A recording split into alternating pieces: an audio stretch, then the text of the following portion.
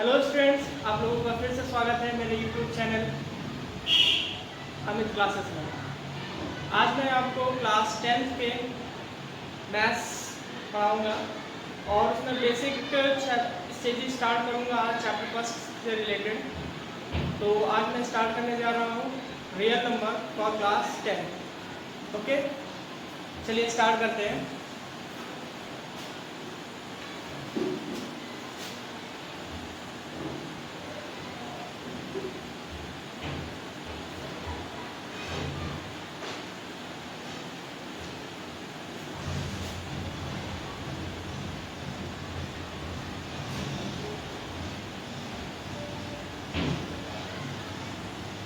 देखिए, हम लोग रियल नंबर पढ़ेंगे। फर्स्ट चैप्टर आपका क्लास 10th का रियल नंबर है। आपने 9th में भी पढ़ा था रियल नंबर, ठीक है। सेम वही चीज़ है, आपको यहाँ पे कुछ एक्स्ट्रा टॉपिक्स मिलेंगे उससे पढ़ने के लिए रिलेटेड। इस चैप्टर में आपको पढ़ना है रियल नंबर। उससे पहले आपको कुछ बेसिक बातें पता होनी चाहिए। जैसे नंबर सिस्टम में आपको बेसिक चीज़ें पता होनी चाहिए। What is the natural number, whole number, integers, positive integers, negative integers, ठीक है, रेशनल नंबर, इरेशनल नंबर, ये सारी चीज़ें आपको पता होनी चाहिए। उसके अकॉर्डिंग फिर हम लोग रियल नंबर पढ़ेंगे जो हमको फिर क्लियरली समझ में आएगा। तो मैं ये सोच रहा था कि मैं छोटा सा एक बेसिक कॉन्सेप्ट आप लोगों को दे ही देता हूँ जो नंबर सिस्टम का है, ठीक है। तो मैं यहाँ पे आपको देने जा रहा हूँ सबसे पहले नंबर सिस्टम। नंबर सिस्टम में आपको पढ़ाने जा रहा हूँ, ठीक है। इसमें सबसे पहले मैं पढ़ाऊंगा आपको नेचुरल नंबर। नेचुरल नंबर, तो नेचुरल नंबर क्या है? नेचुरल नंबर आप सभी को पता है, all the following numbers are called natural number. तो नेचुरल नंबर जो होते हैं वो बिलोंग करते हैं 1, 2, 3 एंड सो ऑन। ये जो है ये नेचुरल नंबर्स कहलाते हैं। एंड सो ऑन, ये क्या कहलाते हैं? नेचुरल नंबर्स कहलाते हैं। ये सेट हमारा नेचुरल नंबर का सेट है, ठीक है ना।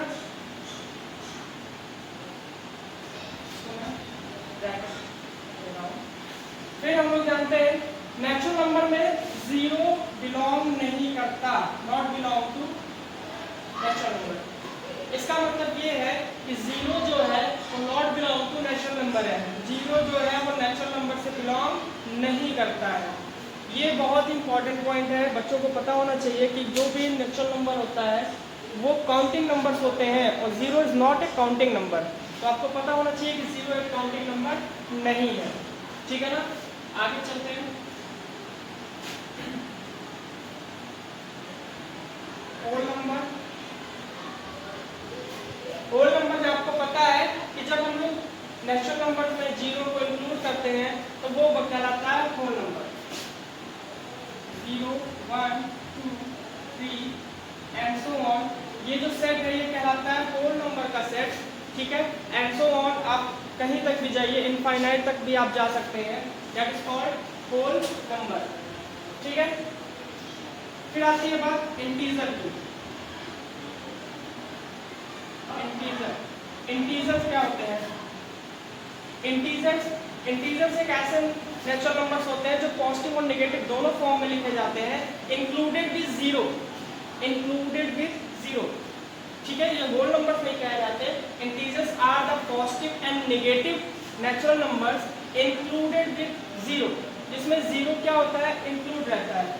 इसकी सबसे अच्छी बात यह है इंटीजर्स में पहचानने की कि इंटीजर्स जो होते हैं उनमें जीरो जो है वो ना पॉजिटिव होता है ना ही नेगेटिव होता है। तो +-1, +-2, +-3, +-4 and so on, they are called integer included with zero, जिसमें जीरो भी इंक्लूड करता है। This is called integers. Integers में all the natural numbers are positive and negative belongs, ठीक है ना। अब इंटीजर्स जो है वो दो तरीके से आप इसको ब्रेक कर सकते हो। इंटीजर्स क्या होते हैं? आपके जो भी नंबर है, जैसे आपने नेगेटिव में लिखा, एग्जांपल इसके समझ लो, जैसे टेम्परेचर आप लिखते हो तो टेम्परेचर आप दोनों में लिखते हो, +20 डिग्री भी हो सकता है या -20 डिग्री भी सेल्सियस हो सकता है, 20 डिग्री सेल्सियस भी, -20 डिग्री सेल्सियस भी। तो ये क्या है कि टेम्परेचर को हम लोग जिसमें मेजर करते हैं वो इंटीजर नंबर होता है। कैसा नंबर होता है? इंटीजर, ठीक है ना कि नेचुरल है, ना ही होल नंबर है, वो इंटीजर्स में हम लोग मेजर करते हैं। तो इंटीजर्स नंबर का बहुत ही इम्पोर्टेंस है मैथ्स में। आप ये नंबर जो पढ़ते हो ये बहुत ही इम्पोर्टेंस रखते हैं, भले ही आपको अभी तक इसकी इम्पोर्टेंस ना दिखी हो। नेचुरल नंबर को डिनोट करते हैं n से, होल नंबर को डिनोट करते हैं w से, एंड इंटीजर्स को डिनोट किया जाता है z से। इंटीजर को डिनोट करते हैं z से, ठीक है ना। इंटीजर को डिनोट करते हैं z से, होल नंबर को w से, नेचुरल नंबर को n से।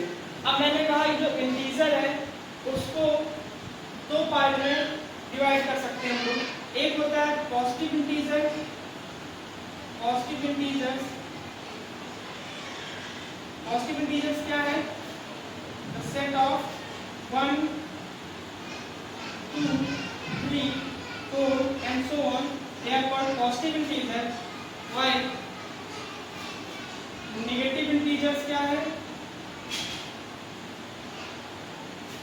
Negative integers are -1, -2, -3, -4 and so on. They are called negative integers. Integers दो तरीके से डिवाइड है, एक पॉजिटिव इंटीजर और दूसरा है आपका नेगेटिव इंटीजर, ठीक है ना। ये दो तरीके से डिवाइड है। अब क्या है, इसमें जीरो नहीं आया। जीरो आपका जो है वो नाइदर पॉजिटिव नाइदर नेगेटिव होता है। ये बात आप याद रखिएगा, इंटीजर में जो जीरो होता है वो ना ही पॉजिटिव होता है ना ही वो नेगेटिव होता है।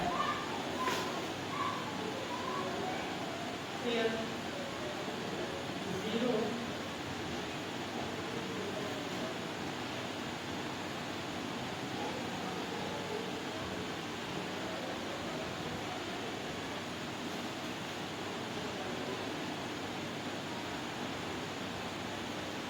ये zero is neither positive nor negative. Zero ना ही पॉजिटिव होता है ना ही नेगेटिव होता है। ये आपके बेसिक 3 नंबर हो गए। फिर इसके बाद आपका आता है रेशनल नंबर, ठीक है ना। रेशनल नंबर आता है, उसको मैं आपको समझा देता हूं।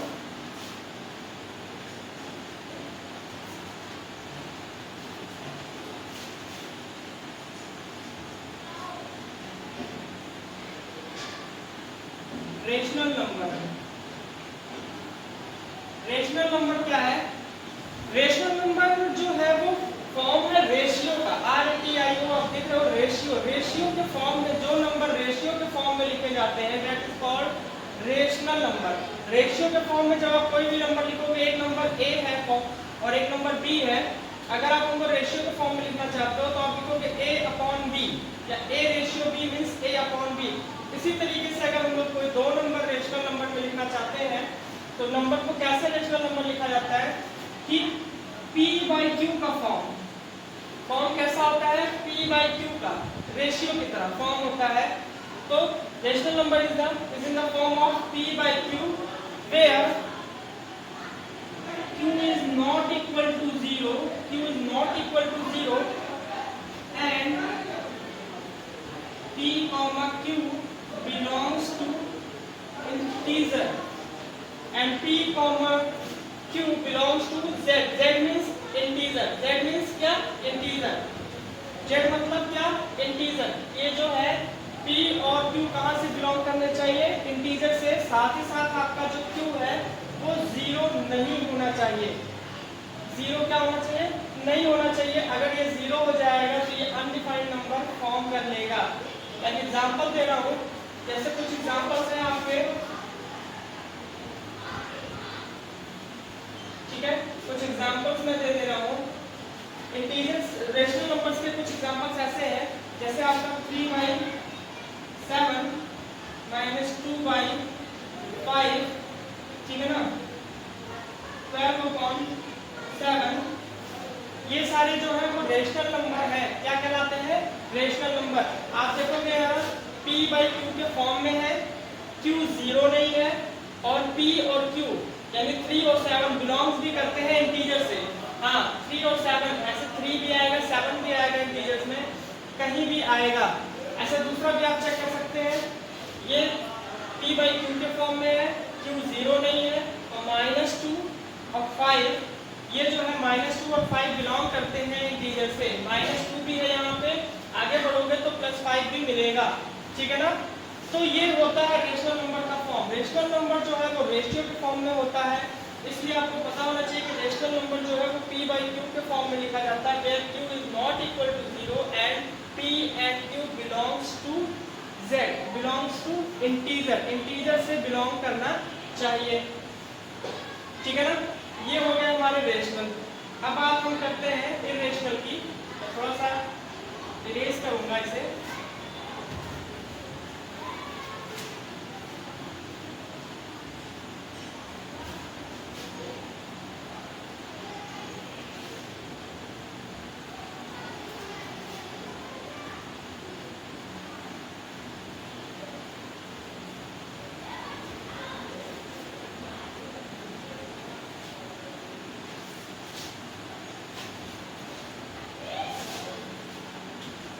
अब बात आती है इरेशनल की।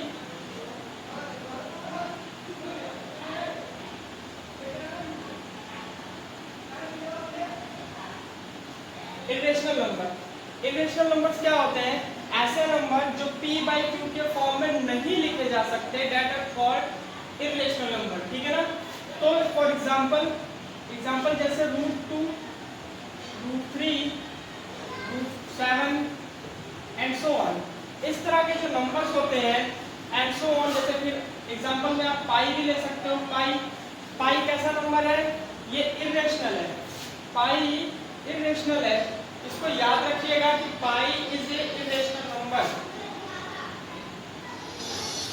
Pi is an irrational number.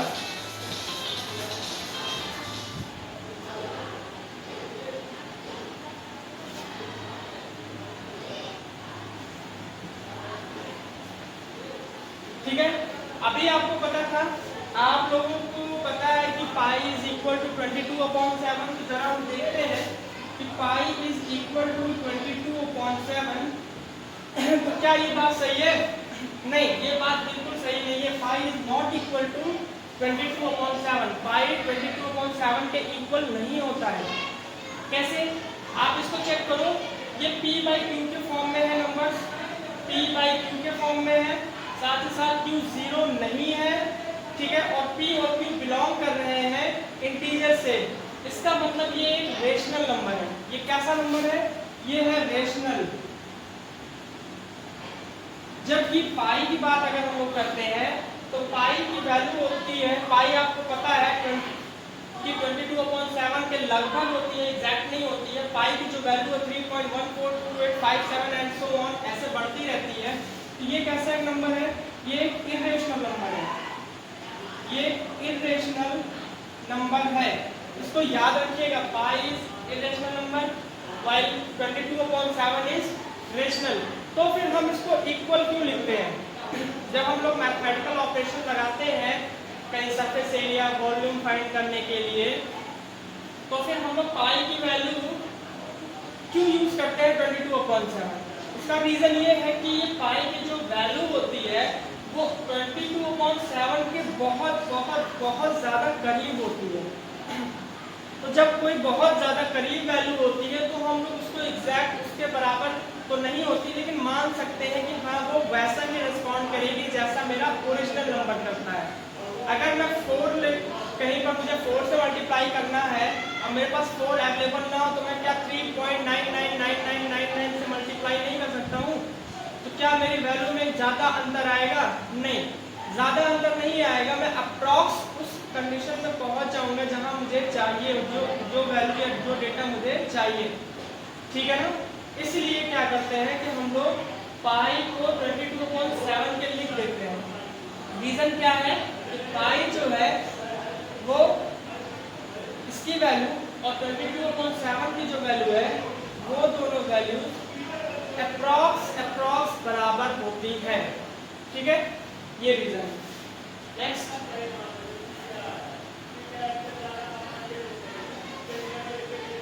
अब बात आती है इरेशनल के बाद आती है रियल नंबर, जो हमारे चैप्टर है। Real number. Real number actual में क्या होता है?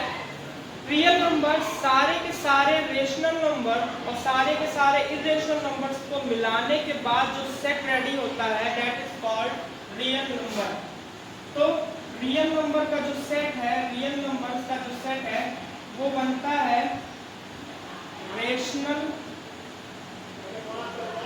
Numbers plus irrational numbers. तो रियल नंबर जो है, रियल नंबर का जो सेट है वो कैसे रेडी होता है? यानी जितने भी दुनिया में रेशनल नंबर्स हैं और जितने भी इरेशनल नंबर्स हैं, अगर उनको हम लोग मिला देते हैं तो हमारा क्या तैयार होता है? Real number. उसी को क्या बोलते हैं? Real number. ठीक है, अब मैं इन सारे जो नंबर सिस्टम में आपने जो सारे नंबर्स पढ़े, मैं उनको एक प्रोसेस में आपको एक ही लाइन में समझाना चाहता हूँ। ठीक है ना, उसके लिए मैं एक फ्लो चार्ट बनाता हूँ जिसमें आपको समझ में आ जाएगा कि सारे नंबर्स कैसे होते हैं सारे। ठीक है, ये बेसिक चीजें थी, आपको समझ में आना चाहिए। रियल नंबर को डिनोट करते हैं आर से, याद रखिएगा। रियल नंबर कभी भी डिनोट होता है तो आर से। रियल नंबर आप ये समझिए कि जितने भी रेशनल नंबर्स आएंगे -2/5, 3/7 जो भी है, या इरेशनल नंबर जैसे 2, 2, 3, पाई, ये सब सारे के सारे नंबर्स मिलाकर क्या कहलाते हैं? Real number. क्या कहलाते हैं? Real number. अभी आपको जब नंबर्स मिलने लगेंगे फिर आपको रियल ज्यादा मिलने लगेगा।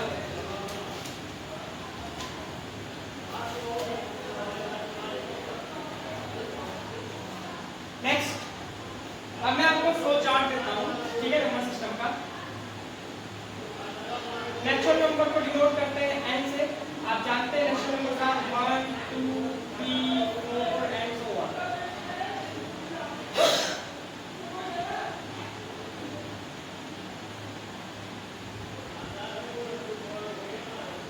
ठीक है, नेचुरल नंबर्स है।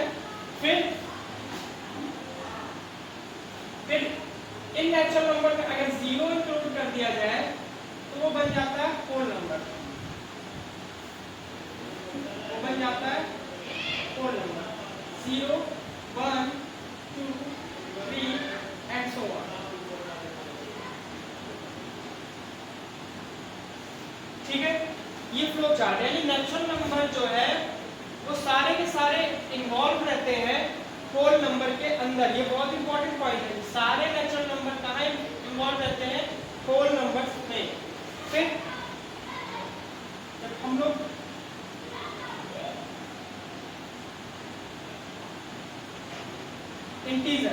इंटीजर की बात करते हैं तो इंटीजर में सारे के सारे होल नंबर इन्वॉल्व हो जाते हैं। 0, ±1, ±2, ±3 and so on.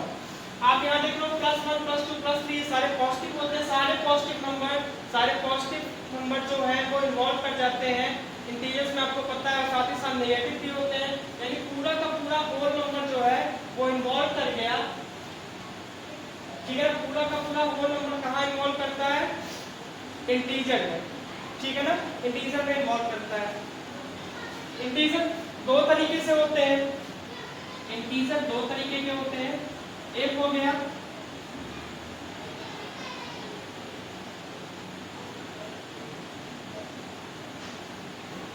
Positive integer.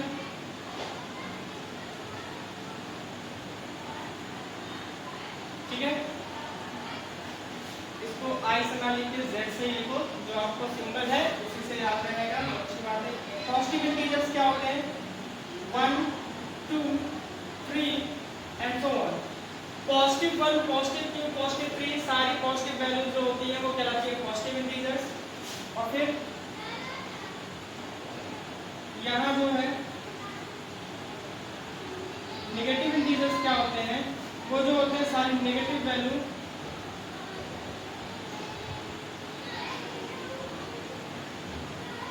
कहलाती है नेगेटिव इंटीजर्स। ठीक है, ये इंटीजर्स हो गए। फिर बाद में आता है आपका रेशनल नंबर। रेशनल नंबर क्या होता है? यहां से उठा लो, इंटीजर के पास सीधा आता है रेशनल नंबर।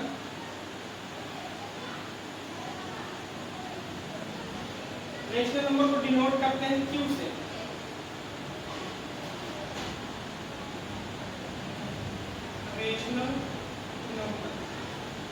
रेशनल नंबर को डिनोट करते हैं क्यू से। रेशनल नंबर क्या होता है आपको बताया ही गया कि ये p by q is not equal to 0 and q is not equal to 0 and p comma q belongs to integer and p comma q belongs to integer. ये आपको पता होना चाहिए p कॉमा q कहाँ से बिलोंग करता है, integer से, ठीक है। इसके बाद आता है रियल नंबर, इसके बाद आता है रियल नंबर। रियल नंबर्स क्या होते हैं? रियल नंबर जो होते हैं वो सारे के सारे रेशनल, सारे के सारे रेशनल प्लस इरेशनल नंबर्स को अगर हम लोग मिला देते हैं तो वो क्या कहलाते हैं? सारे के सारे रियल नंबर कहलाते हैं। तो ये आपका एक नंबर सिस्टम है, इसको आप देखिए, इसको आप पढ़िए, ये बहुत ही बेसिक कॉन्सेप्ट है, इसको आपको जानना बहुत ही ज़रूरी है, ठीक है ना। ये चीज़ आपको जानना बहुत ज़रूरी है। इसके बाद हम लोग आगे स्टार्ट करते हैं जो आपके सिलेबस से रिलेटेड है, ठीक है। Euclid division algorithm.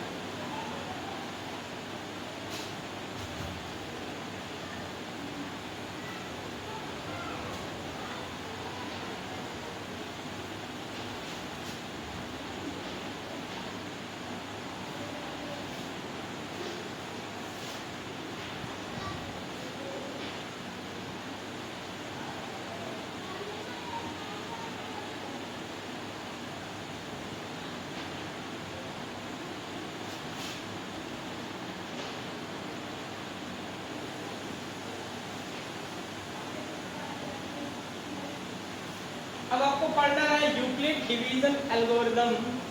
यूक्लिड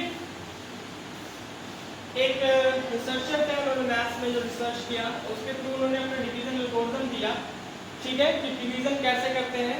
और इस डिवीजन के हेल्प से अभी हम लोग आगे फाइंड करेंगे HCF of the two number. दो नंबर्स का एचसीएफ कैसे फाइंड करते हैं वो हम लोग इसी मेथड से फाइंड करेंगे, ठीक है। तो यूक्लिड डिवीजन एल्गोरिथम है क्या, वो पढ़ते हैं। अकॉर्डिंग टू यूक्लिड ने ये कहा कि if a and b two numbers belongs to positive integer, मैं लिख दूं if a comma b belongs to positive integer, अगर a और b पॉजिटिव इंटीजर से बिलोंग करते हैं then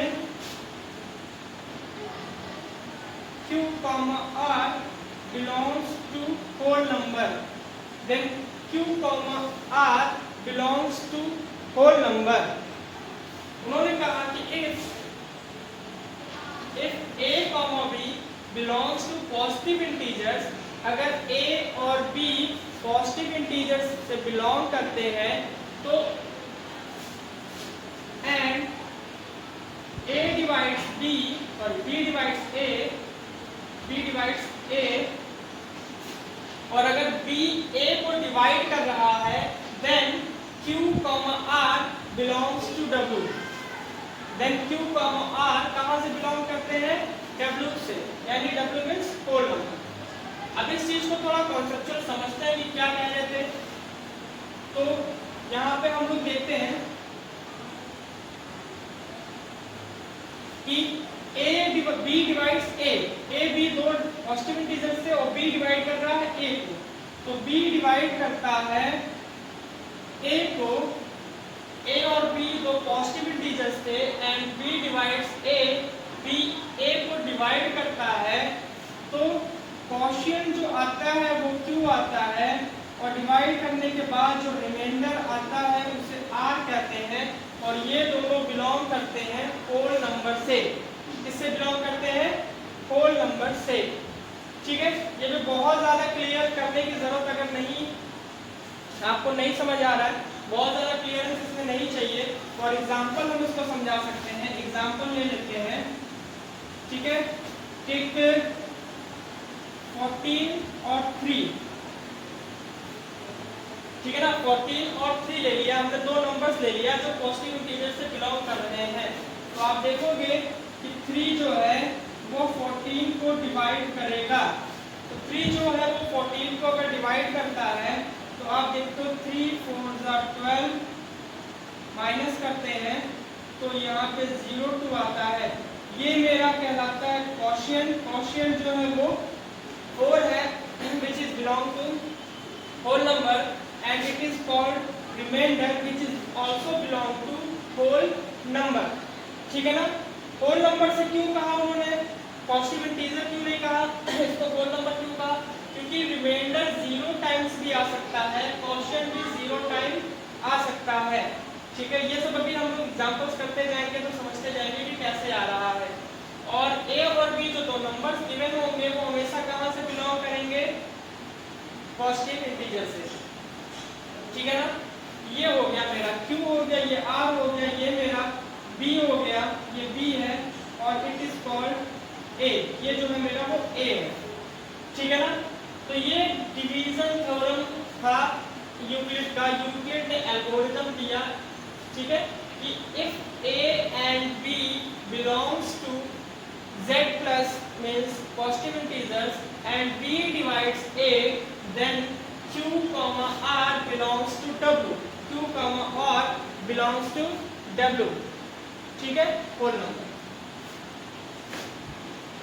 अब हम लोग चलते हैं थोड़ा सा एग्जांपल्स के थ्रू समझते हैं और इन्होंने थ्योरम को समराइज भी किया और फिर इसके बाद इन्होंने थ्योरम को थोड़ा समराइज किया ऐसे एंड कि जो डिविडेंड होता है जिसको हम लोग डिवाइड कर रहे हैं that is called dividend. Dividend is equal to divisor into quotient plus remainder. ये एक इक्वेशन दिया हुआ, ठीक है ना।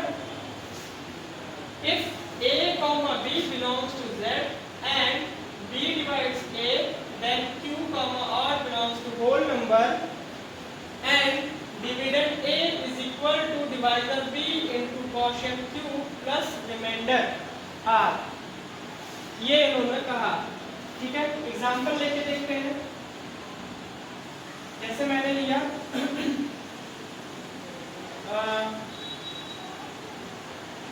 एग्जांपल ले लेते हैं 72 एंड 5। 72 और 5 ले लिया मैंने, दो नंबर्स हैं 72 एंड 5। इसको यानी 5 डिवाइड करेगा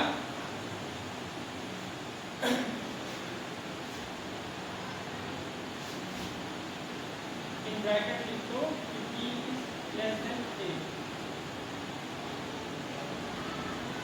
b is less than a। अब इन दोनों में जो छोटा नंबर होगा वो बड़े नंबर को डिवीजन करेगा, ठीक है। जितने टाइम्स ले जाना है आप लेके जाइए, 5 1 का 5, सब्ट्रैक्ट करेंगे तो 2 आएगा और ये 2 ड्रॉप करेगा, फिर 4 का 20 और ये सब्ट्रैक्ट करेगा तो 2 और ये 0। तो आपका क्वोशिएंट आया, ये आपका क्वोशिएंट है, ये आपका रिमाइंडर है, ये आपका डिविडेंड, सॉरी डिविडेंड है, ये आपका डिवाइजर है, ये आपका डिवाइजर है, ये आपका डिविडेंड है। तो समराइज कैसे करते हैं, इस फॉर्म में कैसे लिखेंगे, तो आप ए मतलब डिविडेंड, डिविडेंड मेरा 72, तो 72 is equal to P divisor, divisor मतलब 5 इनटू क्यू मतलब क्वोशिएंट, क्वोशिएंट मतलब 14 और प्लस आर मतलब रिमाइंडर, रिमाइंडर मतलब 0 2। इस तरह लिखना होता है, ठीक है। इस तरह लिखना होता है इस डिवीजन एल्गोरिथम को, इस पूरे डिवीजन मेथड को आप इस तरह लिख सकते हैं, जो हमारा dividend is equal to divisor into quotient plus remainder होता है, ठीक है ना। अब डिवीजन एल्गोरिथम का यूज हम लोग करते हैं एचसीएफ फाइंड करने में, ठीक है ना। किसमें फाइंड करने में, एचसीएफ फाइंड करने में हम लोग इसका यूज करते हैं। तो ये एल्गोरिथम आप कॉपी कर लीजिए, फिर इसके बाद हम लोग इस पे स्टार्ट करते हैं। How to find HCF.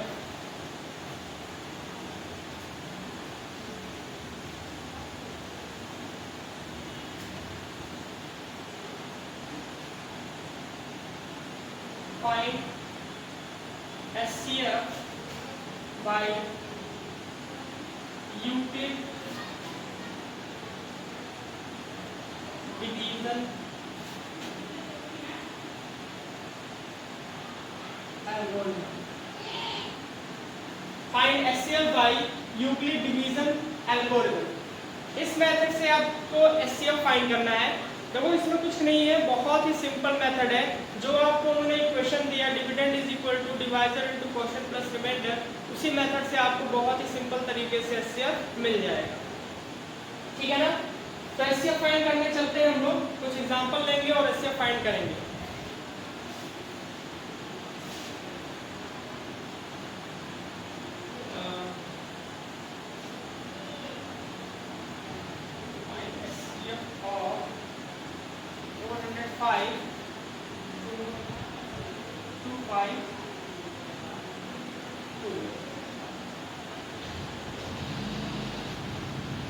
Find HCF of, अब देखिए हमें एचसीएफ फाइंड करना है। एचसीएफ फाइंड करना है 405 एंड 2520 का, इन दो नंबर्स को एचसीएफ फाइंड करना है। ठीक है, तो हम लोग सॉल्यूशन स्टार्ट करते हैं। तो सबसे पहले लिखेंगे a is equal to, larger number को a लिखते हैं और b जो है वो स्मॉलर नंबर, तो यहाँ दिखा देंगे कि a is greater than b।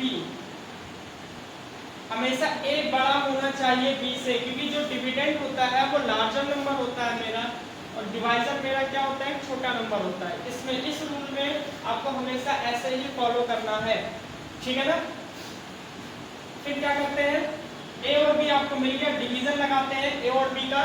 तो a और b का डिवीजन आप लगाओगे, मैं यहाँ डिवीजन लिखूंगा, यहाँ पे एल्गोरिथम सॉल्व करता रहूंगा। तो 405 डिवाइड करेगा 2520 को। ठीक है ना? तो मैं ले जाता हूँ डिवीजन, मेरे ख्याल से 4 5 जा 20, 4 6 जा 24, 6 टाइम अगर ये जाता है तो 6 5 जा 30,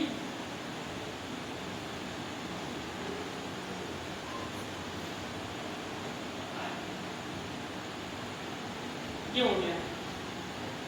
ठीक है, ये हो गया 0, subtraction 12 - 3 is 9 and it is 0, it is 0। ठीक है, देखिए डिवीजन तो कर दिया आपने। अब क्या करना है कि एचसीएफ इसमें कैसे मिलता है, ये स्टेप, पहला स्टेप के बाद आपको समझना है, और इसको अरेंज भी कर लीजिए।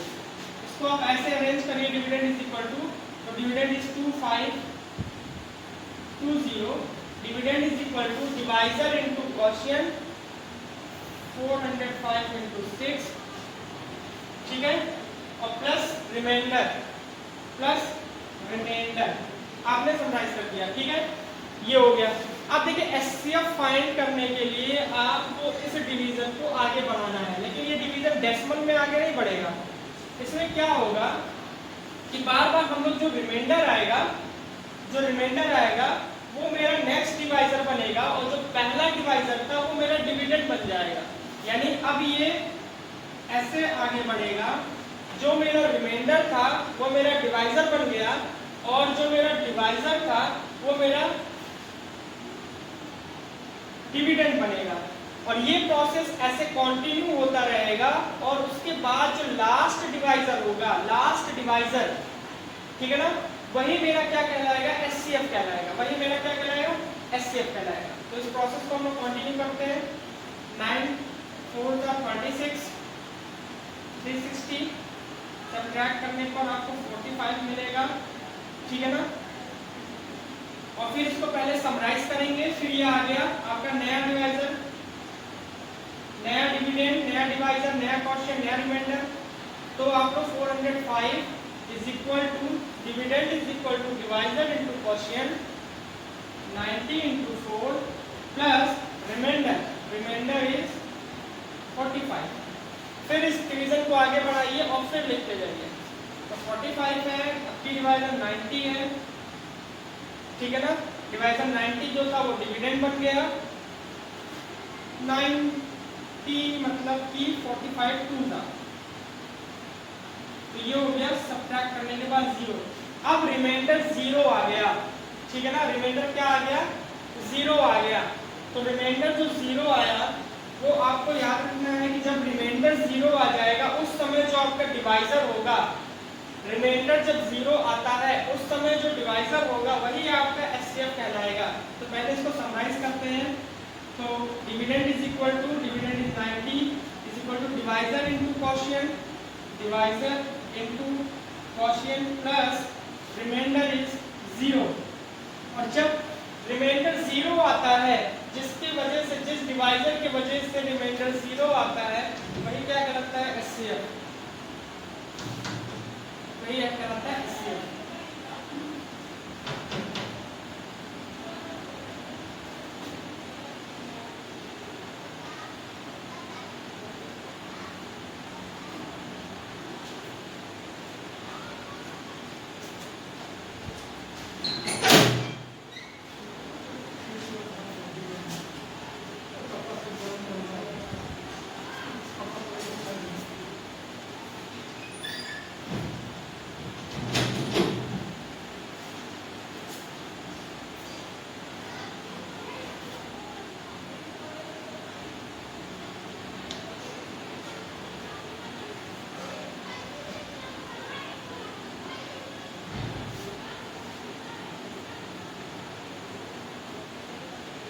ये हो गया आपका एचसीएफ, ठीक है ना। तो एचसीएफ फाइंड करना बहुत ही सिंपल है। जब आप 2 नंबर दिया हो उसमें से स्मॉलर नंबर आपका बी होगा, लार्जर नंबर आपका ए होगा, ए को डिवाइड करना है बी से, ठीक है। जब आप डिवीजन करोगे, आप जैसे जैसे डिवीजन करते हो वैसे वैसे आपको डिवीजन स्टेप लिखने जाने हैं। और ये स्टेप लिखने के बाद जहाँ पे आपका लार्ज डिवाइजर होगा, जो लार्ज डिवाइजर आपको 0 कर देगा रिमाइंडर, वही आपका एचसीएफ होगा उन 2 नंबरों का। एचसीएफ इज, ठीक है ना, 45। एचसीएफ इज 45 ऑफ 405 एंड 2520, ठीक है। ये हो गया। तो इस मेथड के थ्रू आप स्टार्ट करिए डिवीजन एल्गोरिथम और एचसीएफ निकालिए कई सारे नंबरों का। फिर हम आगे मिलते हैं आपसे नेक्स्ट लेक्चर में। मैं आपको ढेर सारे इसके प्रॉब्लम लेकर आऊँगा और कुछ एक्स्ट्रा आगे चैप्टर को स्टार्ट करूँगा, ठीक है। Thank you, have a nice day. मेरे चैनल को प्लीज़ सब्सक्राइब करिए और इसको फॉरवर्ड करिए, शेयर करिए। Thank you so much.